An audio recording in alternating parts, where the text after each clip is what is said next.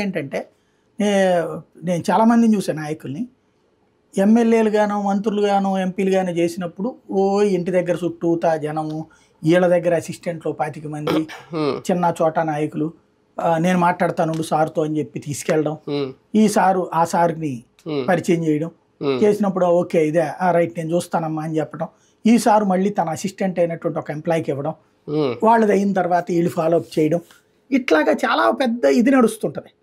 Power పోయాక నీ మొహం చూసేవాడు అక్కడ ఉండడం. ఎందుకంటే నువ్వేం చేయవు కదా, ఏం చేయలేవు కదా, చేయలేనప్పుడు ఇంక నిన్నెందుకు చూస్తాడు. ఇదేంటంటే జనం నా చుట్టూ తిరగకపోతే నేను ఎందుకు పనికిరాను అనేటువంటి ఒక ఆత్మన్యూనత అవుతుంది. రెండవది ఈ గ్యాప్ వచ్చాక ఆ తర్వాత నేను ఎవడు పట్టించుకోడు.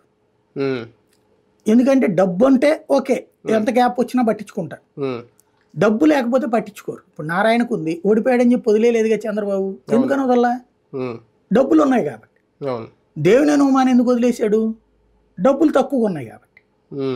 డబ్బులు ఆయన దగ్గర ఉంటాయి, కోటీశ్వరుడే, కానీ ఈయనతో పోల్చుకుంటే ఇప్పుడు ఉన్నటువంటి వసంత కృష్ణ ప్రసాద్తో పోల్చుకుంటే తక్కువ ఉన్నాయి కాబట్టి ఎక్కువ డబ్బులు ఉన్న వాళ్ళకి ఇచ్చేసుకున్నారు. అట్లాంటి సిచ్యుయేషన్ ఏది దేవినేని ఉమా లాంటికి వస్తే ఆర్దర్లు ఆదిమూలంలు వీళ్ళదేంటి కాబట్టి ఇప్పుడు చేరితే వీళ్ళకి ఆ నియోజకవర్గం మీద పూర్తి పట్టు ఉంటది కదా, అంటే ఎవరేంటి అనేది అవగాహన కాబట్టి కనీసం ఒక కొంత ఓట్ బ్యాంకును తెచ్చుకుంటే నెక్స్ట్ ట్రిప్ బార్గెనింగ్ ఉంటుంది. ఇదిగో నేను సింగిల్ గానే కాంగ్రెస్ తరఫున ఇన్ని ఓట్లు తెచ్చుకున్నానండి అని చెప్పడానికి అవకాశం ఉంటుంది. ఇప్పుడు ఏమవుతుందంటే తెలుగుదేశం తరపున వైసీపీ తరపున ఓట్లు తెచ్చుకుంటే అది వాళ్ళ పార్టీ